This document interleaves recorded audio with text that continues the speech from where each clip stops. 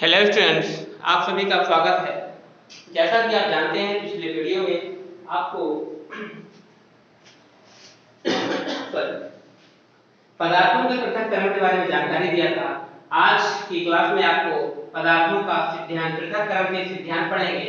Separation of principle of separation यानी पृथक्करण के सिद्धांत। इस पृथक्करण के सिद्धांत में बहुत सारे पॉइंट्स दिए हुए हैं जिनमें यह कहा जा सकता है कि किसी मिश्रण के घटकों को पृथक करने के लिए सबसे पहले हम उसके विशिष्ट गुणों यानी कहना चाहिए कि जब हम उसको अलग करेंगे, पदार्थ जो एक दूसरे से मिले हुए हैं, यदि हम उसको अलग करेंगे उसके अलग अलग प्रॉपर्टी यानी उसके विभिन्न प्रकार के गुणों को अध्ययन करेंगे, जिसके आधार पर विलेयता, कण का आकार, पतनांक, गलनांक, चुंबकीय गुण, इन सभी गुणों के आधार पर हम पदार्थों को पृथक करेंगे। तो हमारा पहला पॉइंट होता है बच्चों ठोस से ठोस का पृथक्करण। यानी हमारा क्या है, ठोस पदार्थों का ठोसों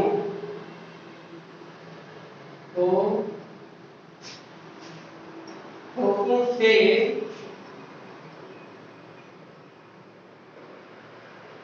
ठोस पदार्थ को अलग करना।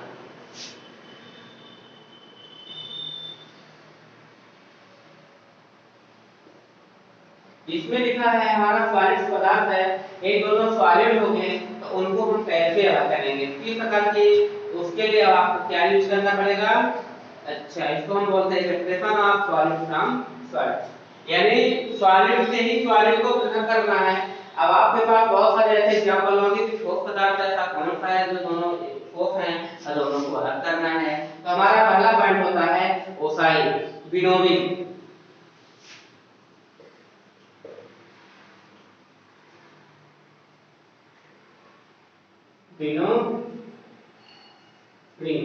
ठीक है बच्चों, विनोविंग क्या होता है, देखिए जब मिश्रण में से हल्के अवयवों को भारी अवयवों से पृथक किया जाता है तो हम ओसाई की विधि उपयोग में लाई जाती है। यानी हल्के अवयवों को भारी अवयवों से पृथक किया जाता है। हल्के अवयव और भारी अवयव, मान लीजिए आप गेहूं में कुछ भूसा भरा हुआ है यानी कुछ और पदार्थ भरा हुआ है, तो हम क्या करेंगे, हल्का अवयव और भारी अवयव दो हैं, यदि हम ओसाई करते हैं तो क्या होगा, आपका जो हल्का अवयव होगा वह अलग हो जाएगा और भारी क्या हो जाएगा, नीचे गिरता जाएगा। एक्स आप जानते होंगे बच्चों, जब गेहूं को उफाया जाता है तो उसमें बहुत सारे भूसे भरे होते हैं, तो भूसे क्या होते हैं, अलग हो जाते हैं, भारी आगे से टूट जाते हैं, जो भारी पदार्थ होते हैं नीचे गिर जाता है। तो इस प्रक्रिया को क्या बोलते हैं, उफाई। जब मिश्रण को हल्के अवयव से भारी अवयव को अलग किया जाता है यानी पृथक किया जाता है तब उफाई विधि का उपयोग में लाया जाता है।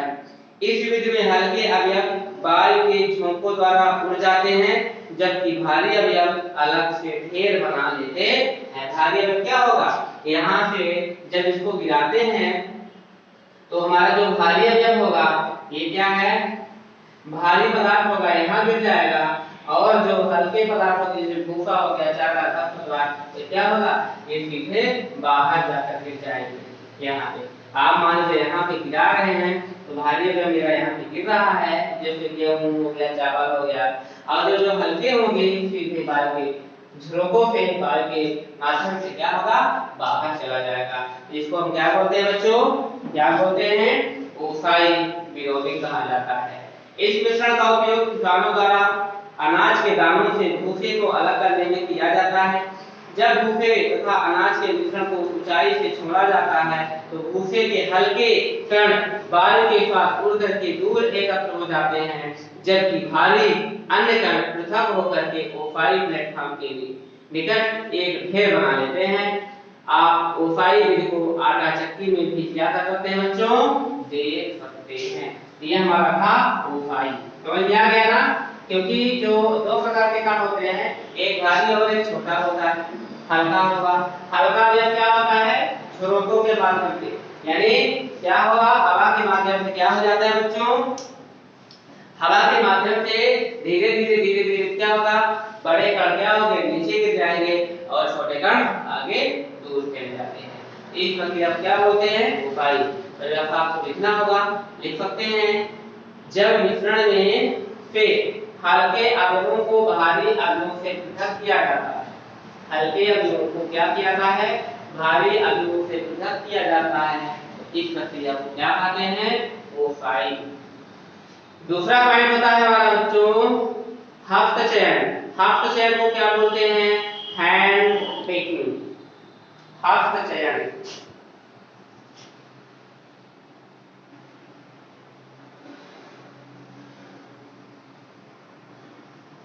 क्योंकि जो हस्तचयन मतलब हाथ से चुनना मिल करके।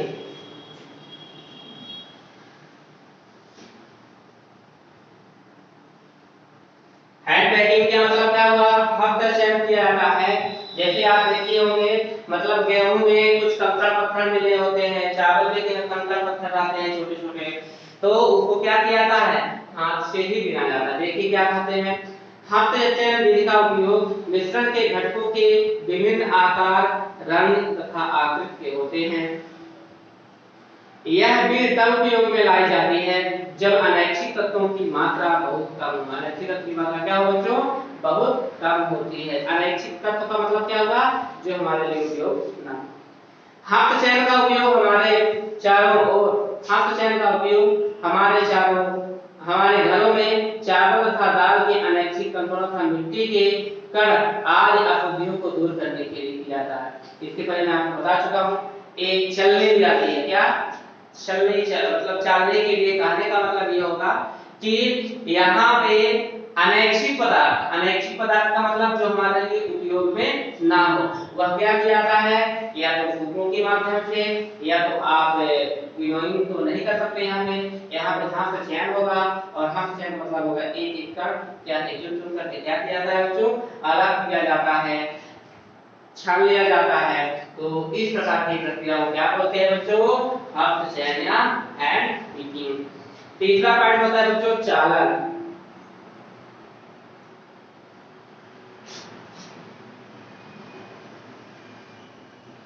चालन क्या बोलते हैं? चालन को फीलिंग।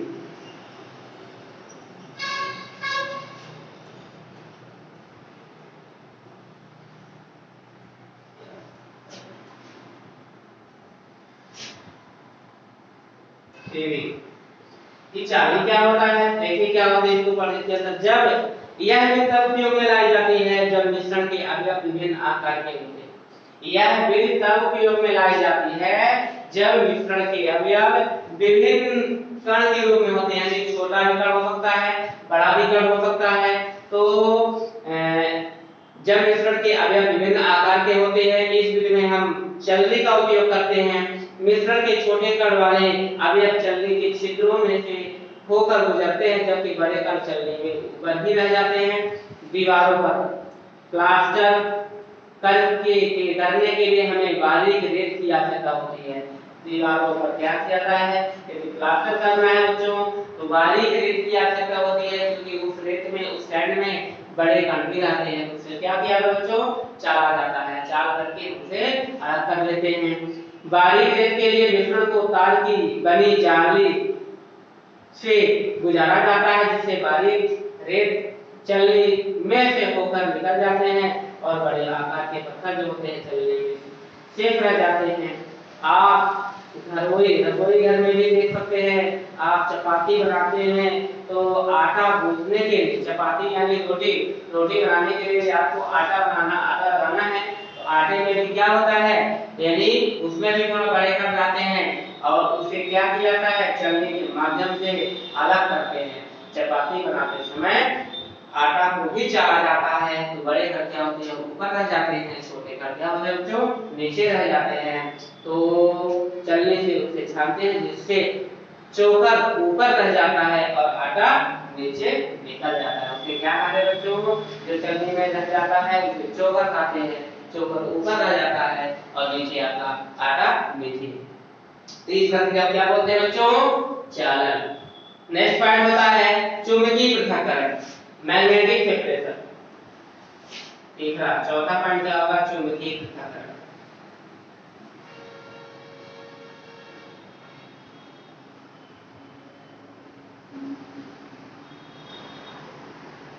चुंबकीय पृथक्करण को क्या बोलेंगे? Magnetic separation.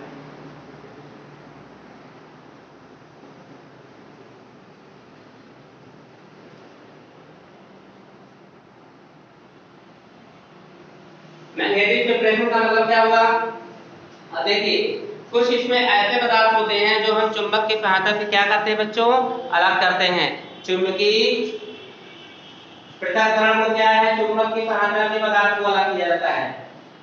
यह विधि केवल तभी उपयोग में लाई जाती है जब मिश्रण में लोहे के टुकड़े अथवा चुंबक पदार्थ होते हैं। मतलब मानना चाहिए कि ये हमारा जो चुंबकीय पृथक्करण है इस विधि का उपयोग तभी उपयोग में लाया जाता है जब इस पर लोहे के कण, लोहे के छोटे-छोटे पार्ट उपस्थित रहते हैं।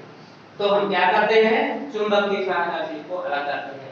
माना कि ये बहुत सारे यहाँ पे पदार्थ है और यहाँ पे क्या है बच्चों? हीरे पड़े हुए हैं, ठीक है, लोहे के कण पड़े हुए हैं और हमारा यह चुंबक है। तो निश्चित रूप से चुंबक इसके जैसे पास में आएगा वह क्या होगा? इधर उधर चलना शुरू हो जाएगा। चलना चलते चलते क्या होगा? धीरे धीरे वो जगमगाना शुरू हो जाएंगे और ये और पास में आता है तो दांत से आकर के सीधे से चिपक जाएंगे और जैसे चिपक जाएंगे तो आपका लोहा अलग हो गया और बाकी आपका पदार्थ जो था मेन जरूरी था जिसका वह अलग हो गया। और पकड़ यहाँ पे जब ये नकल अपने तरफ ये आकर्षित कर लेता है चुंबक मैग्नेट तो हम यहाँ पे क्या होगा? एक भी चुंबक, एक भी वो लोहे का पार्ट यानी कि हीरा नहीं रह जाएगा। तो यहाँ के बच्चों ये है मैग्नेटिक प्रॉपर्टी, मैग्नेटिक सेपरेशन के आधार पर ऐसा होता है। जब किसी मिश्रण में लोहे के टुकड़े अथवा चुंबकीय पदार्थ होते हैं, चुंबकीय पदार्थ के वे पदार्थ होते हैं जो चुंबक द्वारा आकर्षित किया जाता है। चुंबकीय पदार्थ वे पदार्थ होते हैं जो चुंबक द्वारा क्या करते हैं बच्चों? आकर्षित होता है। यानी चुंबक का गुण वहां पे विद्यमान है, चुंबक को क्या कर देता है? आकर्षित कर लेता है। हम जानते हैं कि लोहा चुंबक द्वारा आकर्षित होता है। लोहे के इस विशिष्ट गुण को हम मिश्रण से चुंबकीय तथा अनचुंबकीय पदार्थ को पृथक करने के लिए उपयोग में लाते हैं। इस विधि का उपयोग उद्योगों में लोहे की अशुद्धियों को दूर करने के लिए किया जाता है। प्रयोगशाला में लोहे अथवा रेत के मिश्रण को इस विधि द्वारा पृथक किया जाता है। नेक्स्ट पॉइंट होता है हमारे बच्चों ऊर्ध्वपातन। ऊर्ध्वपातन को क्या बोलते हैं? सब्लिमेशन। ठीक है, चलते बढ़ते हैं ऊर्ध्वपातन।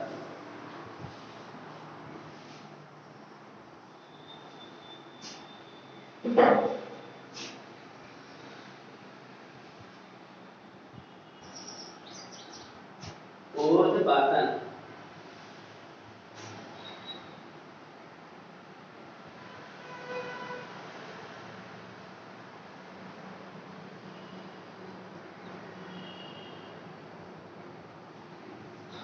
ये क्या होता है? ऊर्ध्वपातन का मतलब क्या होगा बच्चों? यानी वह पदार्थ, जैसे आप नाम सुने, कपूर का नाम सुने हैं, कैसा होता है कपूर? कपूर हो गया, नेफ्थलीन हो गया, एंथ्रासीन हो गया, ये हमारा ठोस पदार्थ है। और ठोस पदार्थ क्या होता है कि ये द्रव अवस्था में परिवर्तित होता है, फिर जाकर गैस अवस्था में परिवर्तित हो जाता है। ये नाम सुने आप इसको, ठोस से द्रव में, द्रव से गैस में। लेकिन हमारे यहाँ आपको ऐसे एग्जाम्पल प्रेजेंट करेंगे आपके सामने कि वह सीधे ठोस अवस्था से गैस अवस्था में परिवर्तित हो जाएगा। तो चलिए पहले इसकी डेफिनेशन पढ़ते हैं। क्या होगी बच्चों? ऊर्ध्वपातन वे पदार्थ होते हैं जिनमें ठोस पदार्थों को गर्म किया जाता है तो वह सीधे द्रव अवस्था में परिवर्तित न होकर गैसीय अवस्था में परिवर्तित हो जाते हैं। इस प्रक्रिया को सब्लिमेशन कहा जाता है।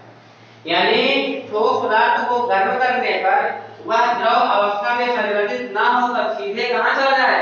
गैस अवस्था में परिवर्तित हो जाता है और इस प्रक्रिया को क्या कहते हैं? सब्लिमेशन।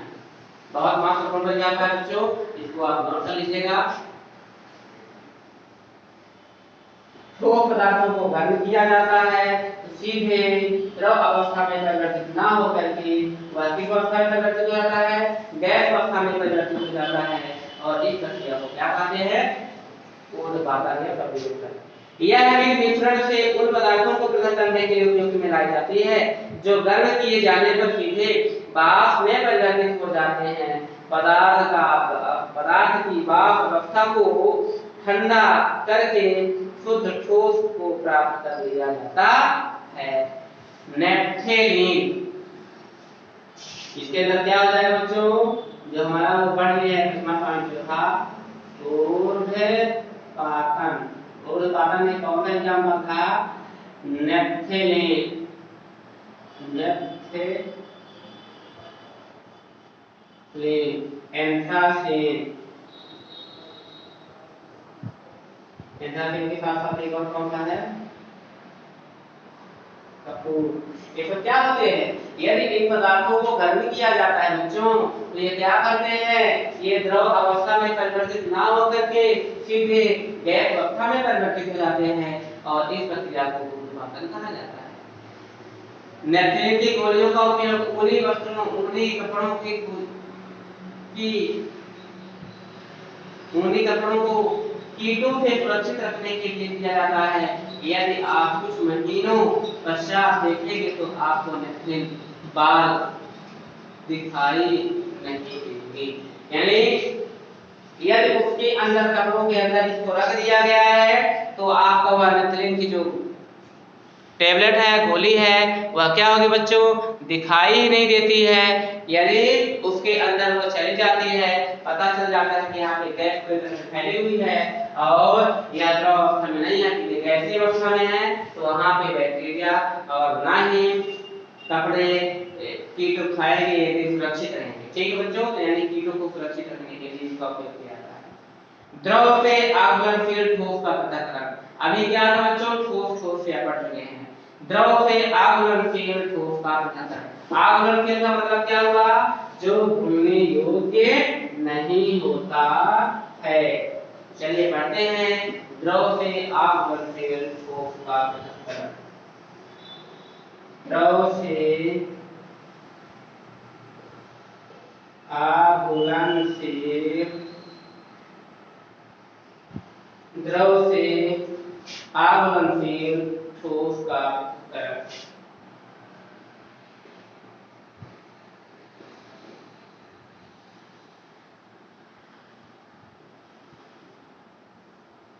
द्रव से आघूर्णनशील ठोस का पृथक्करण। Separation of insoluble solid from liquid. यानी जो आघूर्णनशील है, इनसॉल्युबल दैट मींस कहा जाए कि आघूर्णनशील पदार्थ, सेपरेशन का मतलब आप जानते हैं पृथक्करण हो जाएगा, और आघूर्णनशील आपको बता दिया है, इनसॉल्युबल हो गया तो आपका सॉलिड हो गया, तो द्रव यानी लिक्विड हो जाएगा। Separation of insoluble solid from liquid. तो लिक्विड को कैसे हम अलग करते हैं, देखिए सॉलिड से।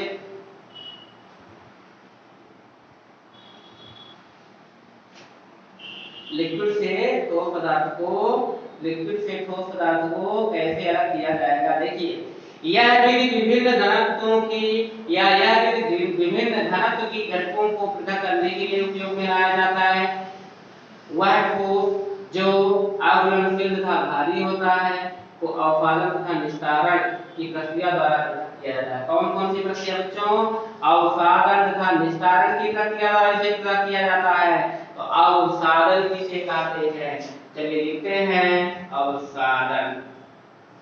ठीक है, ये क्या होता है अवसादन बच्चों, सेडिमेंटेशन होता है। क्या होता है, इसको क्या बोलते हैं, सेडिमेंटेशन।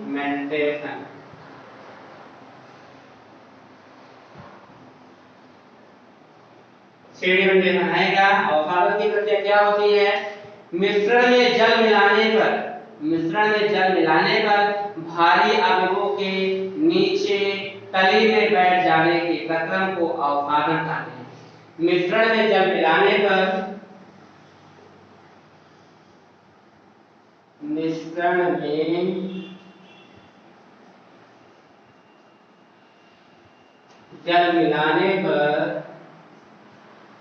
मिश्रण में जल मिलाने पर भारी अवयवों के नीचे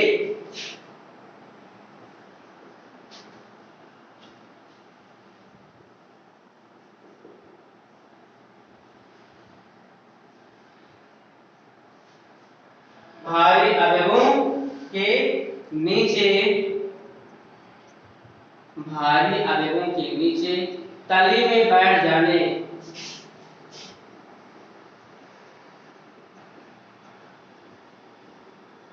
तली में बैठ जाने, तली में बैठ जाने के प्रक्रम को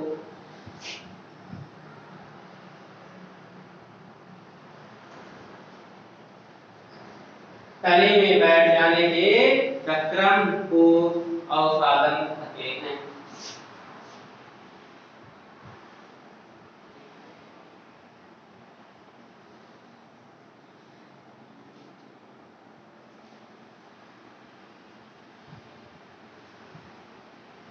मिश्रण में जल मिलाने पर भारी अवयव होता है, भारी अवयवों को नीचे तली में बैठ जाने के प्रक्रम, मतलब नीचे तली में बैठ जाता है। मिश्रण में जल मिलाने पर भारी अवयवों के मिश्रण नीचे तली में बैठ जाने के प्रक्रम को अवसादन कहते हैं। बेकर जो बर्तन की तली में नीचे बैठते हैं अवसादन कहलाते हैं। अवसादी मतलब कहना चाहिए कि मान लीजिए आप मिश्रण लिए हैं, ठीक है, मिश्रण का मतलब क्या हुआ, यानी उसमें कंकड़ पत्थर और बालू भी है और उसमें आप क्या है एक प्रकार का मिश्रित पदार्थ है। अब उसमें आप पानी डाल दीजिए तो उसमें और जो भारी कण होते हैं वो नीचे तली में बैठ जाएंगे और जो हल्के कण होंगे वो क्या होगा ऊपर तैरता रह जाएगा। तो इस प्रक्रिया को क्या कहते हैं, अवसादन कहते हैं, सेडिमेंटेशन कहा जाता है। क्या बोल जाते हैं, सेडिमेंटेशन कहा जाता है। बन जाएगा सेडिमेंटेशन क्या होगा, यानी मिश्रण में जल मिलाने पर भारी अवयवों को नीचे तली में बैठ जाने की प्रक्रिया को अवसादन कहा जाता है। दूसरा पॉइंट होता है बच्चों निस्तारण।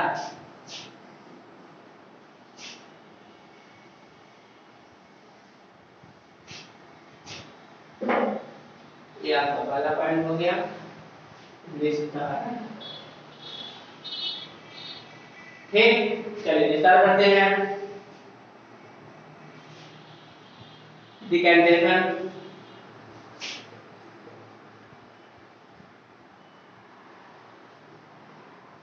डिकैंटेशन क्या होता है बच्चों, देखिए डिकैंटेशन के अंतर्गत क्या होता है, अवसादित मिश्रण को बिना हिलाए, अवसादित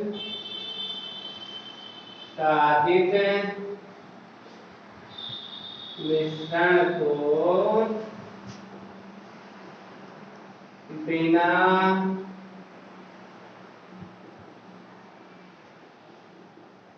हिलाए, अवसादित मिश्रण को बिना हिलाए जल को दूर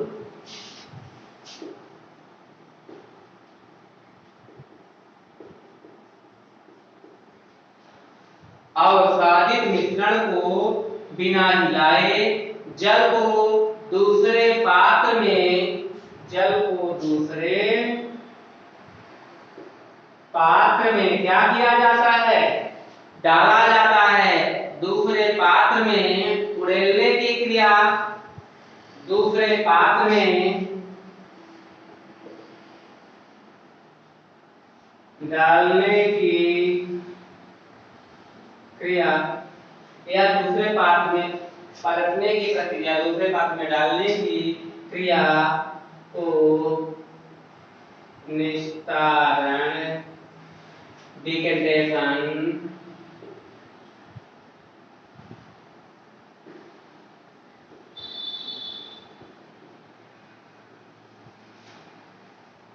निस्तारण कहते हैं। यानी अवसादित मिश्रण को बिना हिलाए जल को दूसरे पात्र में, यानी जल जो होता है तो दूसरे पात्र को दूसरे पात्र में भेजने की क्रिया व डालने की क्रिया को निस्तारण कहते हैं। यही विधान ऐसे द्रवों के मिश्रण को पृथक करने में भी उपयोग किया जाता है जो आपस में मिश्रित नहीं होते। मतलब निस्तारण की प्रक्रिया को ऐसे पार्ट्स में भी उपयोग किया जाता है जो दोनों एक दूसरे से क्या होते हैं बच्चों, घुले नहीं होते हैं। तो आप इसको भी आप समझ सकते हैं। अब तो समझ में आ गया होगा डिकैंटेशन और सेडिमेंटेशन। डिकैंटेशन का मतलब क्या हुआ, अवपादित मिश्रण को बिना हिलाए जल को दूसरे पात्र में डालने की क्रिया। अवपादित मिश्रण जो होता है उसको बिना हिलाए दूसरे पात्र में डालने की प्रक्रिया को क्या कहते हैं, निस्तारण। और सेडिमेंटेशन से क्या हो जाएगा, अवपादन। मिश्रण में जल मिलाने पर भारी अवयवों को नीचे तली में बैठ जाने की प्रक्रिया को क्या कहते हैं, निस्तारण। अवपादन है, नीचे तली में बैठ जाने की प्रक्रिया होगी तो अवपादन हो जाएगा, और दूसरे पात्र में अगर डालने की प्रक्रिया हो जाएगी तो उसे हम निस्तारण कहते हैं। तो बच्चों को समझ आ गया ना, निस्तारण क्या होता है और अवपादन क्या होगा। ठीक है, नेक्स्ट पॉइंट होता है कि